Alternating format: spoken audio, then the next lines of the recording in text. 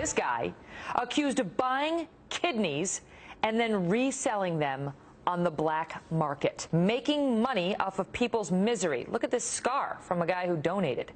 Poor people are paid $2,000, $2,000 for a kidney. That clip from Megyn Kelly a few years back, clearly she's horrified about this black market kidney selling operation. So, something wrong with me? She's upset that poor people were paid $2,000 for a kidney. I say, fine.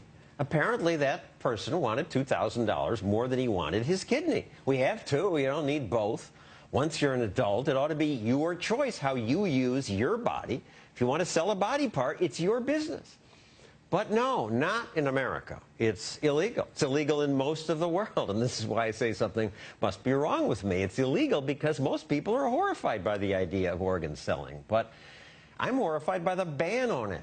100,000 Americans are on a waiting list hoping to get a kidney. In the meantime, they suffer painful dialysis, 4 hours, 3 times a week, and it only partially cleans their blood. It's also expensive, $30 billion of Medicare spending. And thousands of Americans die waiting, hoping to get a kidney.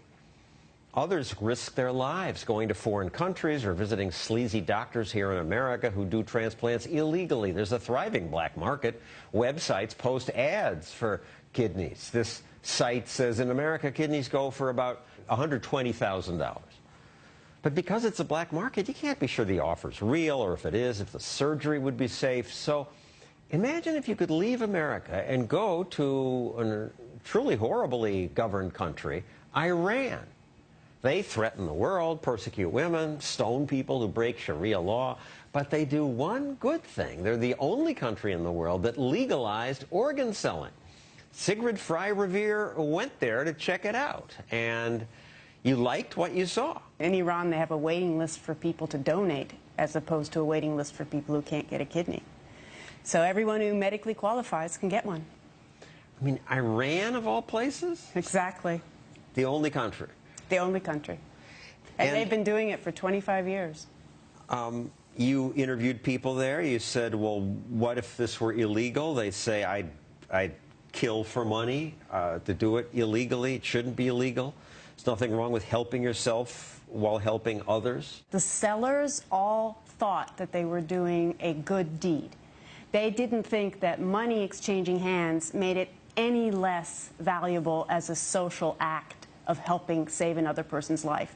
As a matter of fact, there are people who said, if I had a second kidney I could give, I would give it for free, because I got so much pleasure out of helping another human being. But at least this way, 2 of us were helped. I was helped solve my financial problem, and I saved a life at the same time. They don't feel so good about it that they were willing to donate without the money.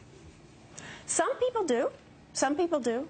But they don't in these other countries. In other countries, people wait for organs. Well, that's true. But even in this country, 1/3 of the kidney transplants come from altruistic donors. Who don't get paid. Who don't get paid. And you have pictures of some of the donors here. Well, one of the pictures you have is of a blacksmith who was an apprentice who needed the money to start his own shop.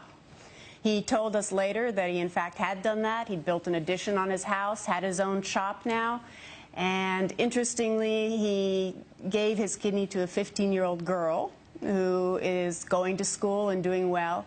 And he checks in regularly with her mother because it gives him such a lift to hear that the girl is doing fine.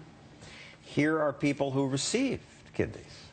Yes. I mean, this one woman looks really old. I'm surprised they would choose to give her a kidney. Well, pretty much. In Iran, if you qualify medically, there's no age limit. In America, 100,000 people wait, hoping. In Iran, they get kidneys. Correct. Absolutely. Here you have donors and recipients together. Yes. Often they get to meet. That's right. It's almost like open adoption in that way. I mean, the parties can decide whether or not they want to get to know each other.